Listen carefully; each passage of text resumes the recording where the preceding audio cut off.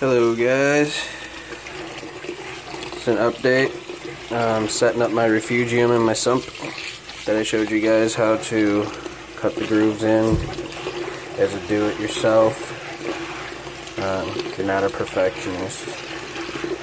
For those of you that don't know what a refugium is, it's pretty much just a, small spot in your sump. It's pretty much another fish tank.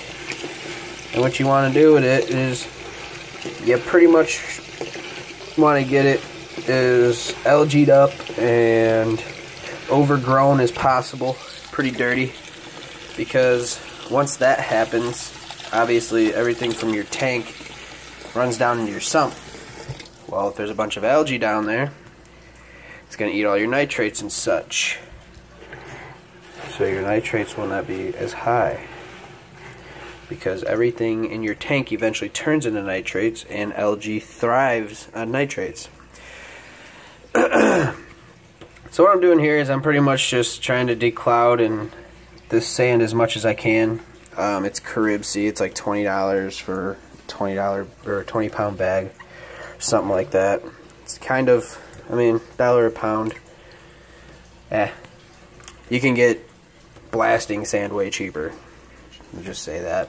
I had this sand because I have a tank over here, which is my quarantine tank, and I'm taking a little sand out of it to put in my refugium, which my refugium light just came in today, so I decided to do it today, because I wasn't going to do it today, but I am, which I still got to get my algae, but yeah, I'm just going to get it going. I got the live rock for it. I got a bunch of extra live rock in there.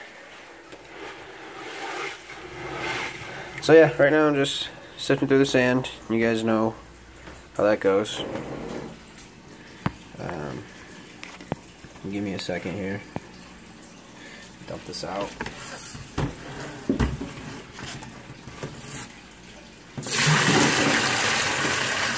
By the way, I rinsed this like 3 times before I started filming, because I was like, hey, you know what? I'm gonna grab my phone. And I went and grabbed my phone. Usually you don't want to do this with live sand. I'm just doing it because I'm about to throw it in my sump, and it's been in a tank for, I don't know, 4 or 5 months now. And didn't vacuum it or anything. This is all it is. It's just black sand. You can get white, yellow, play sand. You can get blasting sand. You can get whatever you want.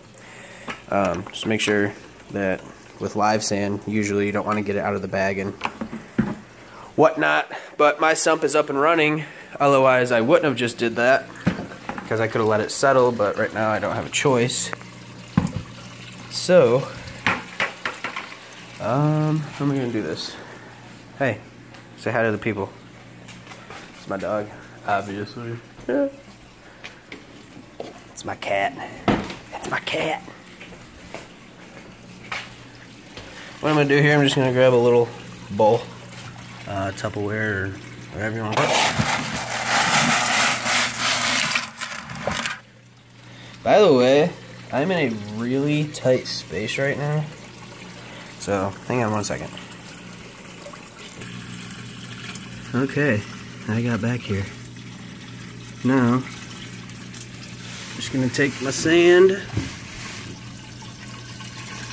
and set it in slowly,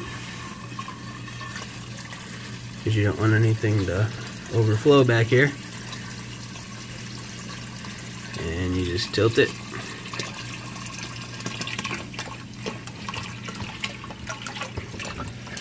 And it's actually not too messy. I rinsed it out pretty good. I just noticed there is a penny under my sump. Alright, well, that's a little scary. And you're just going to continue doing this. Well, I am, but I'm going to pause this and finish it. It's very hard to hold this in my hand and show you and do this, but you get the gist. Okay, all my live sand's in there, yes, and it's cloudy. whatever, it will go away. As you can see, it is blowing clouds into my display tank. By the way, my tank is not established yet. So, I just have one of these guys, little clownfish. As everyone knows, it's the most hardy fish, one of the most hardy fish to start your tank out with.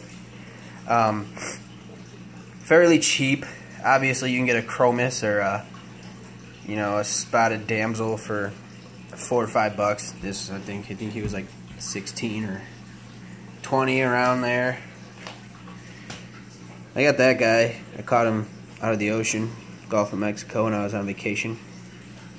Don't tell anybody. But yeah, so like I said, my tank is not even.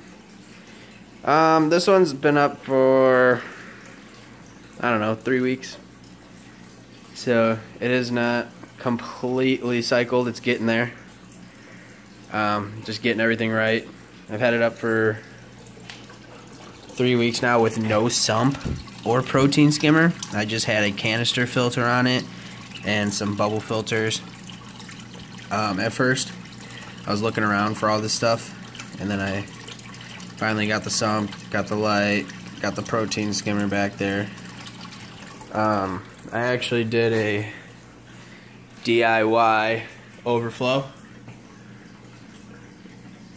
A bunch of you probably have seen that on the Do-It-Yourself Kings page. That's where I found it. Thank you. Painted it with Krylon. Once it dries for 24 hours, it's non-toxic to fish. From what I hear, that's the only paint as well. That only is the only paint that dries and is non-toxic after 24 hours. But yeah, so it comes down to here. I put a little valve on there because I was running about 1,000 gallons per hour, which I do not need to be running it that high. So put a little valve on there. I'm running about 750 now. I'm running the pump at 750 with a little overhead, so it's probably around 650 range, which is a little more than what I should be. Well, not a little more. 600 is what I should be doing minimum. I think 1,000 is max, and I don't want to be maxed out. Or maybe I do, I don't know. We'll see how, well, now it's foggy, but we'll see how clear it gets over the next few days. Should clear up. Oh, and this is what I mean. This is blasting sand. This is Black Diamond blasting sand. You can pick it up at Menards. It's actually not that dirty when you put it into the tank. I rinsed mine out probably twice and threw it in, and I had a little fog. Oh, there's my little crab. And then there's my firefish. Forgot he was in there. So yeah, these two are establishing my tank. I think they like it.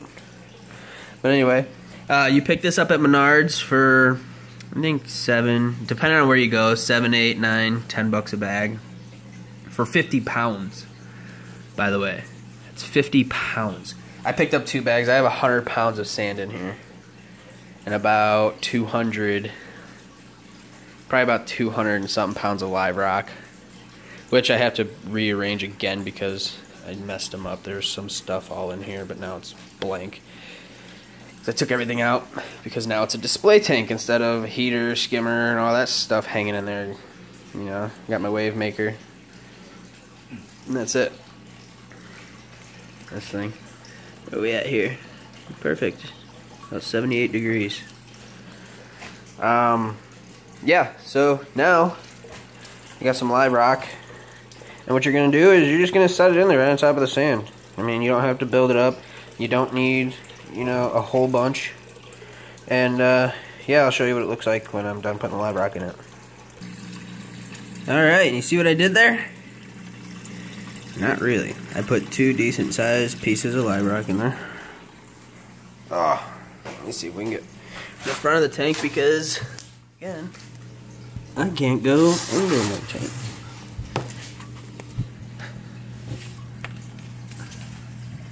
So this is what I did. I just put a couple pieces of live rock in there, a couple shells. I'm gonna have to go to the pet store and get some macro algae, probably. That's what I'm gonna get. Probably tie it down to one of those, and it will start growing. And then what we're gonna do is let that part of the sump get as dirty as possible. Super dirty. It's gonna be so dirty you're not gonna be able to see those rocks. And that's gonna be very beneficial to the tank because, again, it's gonna lower my nitrates and probably keep me at 0 eventually. Nah, who am I kidding? That'll never happen. But no, it will significantly cut down on that. The skimmer cuts down on pretty much anything in the tank. That thing just sucks up everything and eats it all away and stores it in the top, and then I dump it out. But yeah, that's how you do a refugium. I'll do another update when I start buying some fish. Maybe, actually no, I will when I do my bio balls, because I'm going to make a top for that drip system. It's going to be a wet-dry drip system into the bio balls. Wet, obviously, because down there they're going to be wet, and up here it's going to be dripping, so it's going to be dry in the middle. So I'll do another video on that too. Not really talking to anybody because I don't have any subscribers yet. But eventually you will all see this. Alright, thanks. Bye.